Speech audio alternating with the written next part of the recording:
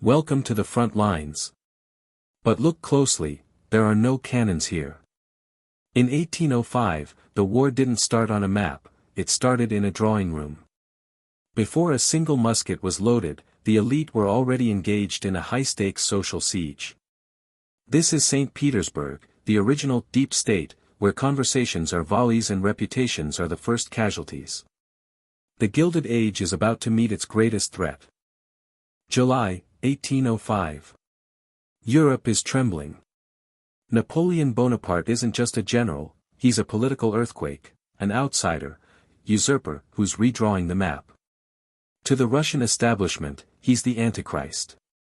But here's the irony, these aristocrats are plotting against France while speaking perfect French. As their hostess Anna Scherer puts it, Napoleon is treating world-class cities like private family estates. It's a mix of total panic and elite denial.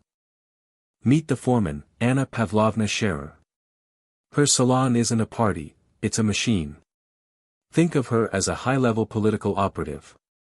She regulates every word like a factory manager. If a conversation gets too real or too loud, she steps in to keep the spindles turning. The paradox? These people are performing a brilliant, suffocating lie, using the enemy's refined language to plan the enemy's destruction. And then, in walks Pierre.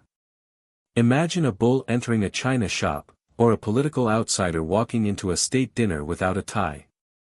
Pierre is the illegitimate son, just back from Europe, and he's a colossal object out of place. He forgets to bow, he argues about philosophy, and worst of all. In a room full of royalists, he calls Napoleon a great man, he is the disruptive element that the machine cannot control. Enter Prince André. Look at that face, intelligence turned into pure cynicism. He's the elite insider who is bored to death by the establishment. He looks at this silly society and his trivial marriage and he wants out. He's not going to war for patriotism, he's going for an exit strategy. He's trading the silent scream of the drawing room for the literal roar of the battlefield. But the war isn't just in the salons. In the streets, the youth are revolting. We're talking about the bear incident. Pierre and a gang of reckless officers tie a policeman to a bear and toss them both into the river. It's chaos for the sake of chaos, a raw, primal rebellion against the old order that foreshadows the absolute violence coming for Russia. Now, look at this cold bravery. Dolokhov, the ultimate thrill-seeker, bets he can drink an entire bottle of rum while balancing on a third-story window ledge. No hands. This isn't just a drunk stunt, it's Russian fatalism. It's the idea that life is cheap and the abyss is just a game. It's the chilling psychological edge that will define the soldiers on the front lines. Let's leave the ice of Petersburg for the fire of Moscow. The Rostovs.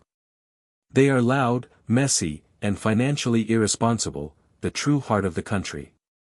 This isn't a curated exhibition, it's a bustling family celebration. In the center of the storm is Natasha Rostov, not a classic beauty, but an explosion of life.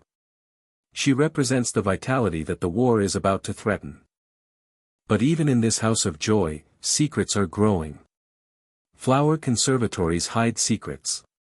Beneath the surface of childhood romances, there are desperate financial stakes. Nikolai is the rich heir, Sonia is the poor cousin, and the family is going broke. It's a reminder that even when empires are crumbling, the most intense battles are often fought over a dowry or a family secret.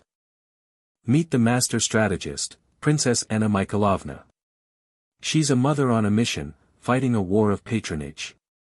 She doesn't have money, but she has access. She targets Prince Vasily for a job and Count Bezukhov for an inheritance. She's a general in silk, moving her son Boris across the social chessboard like a pawn in a much bigger game.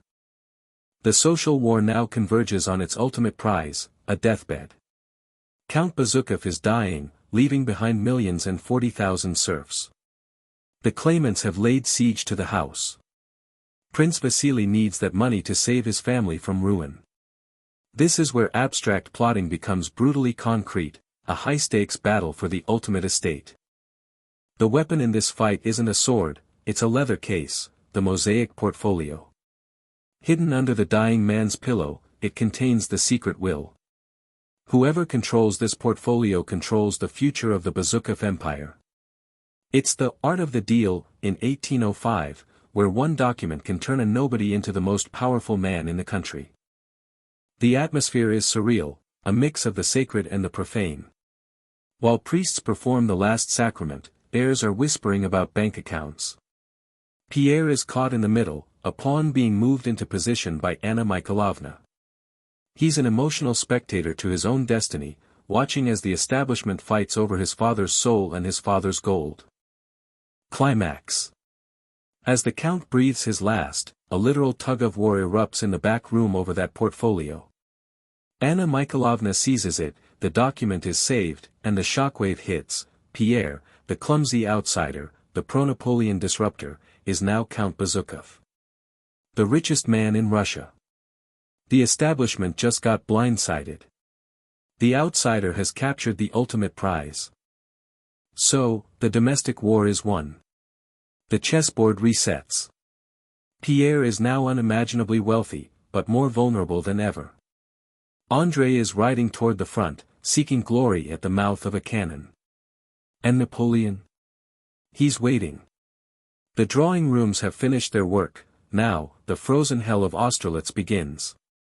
History is moving, and no one is ready for what comes next.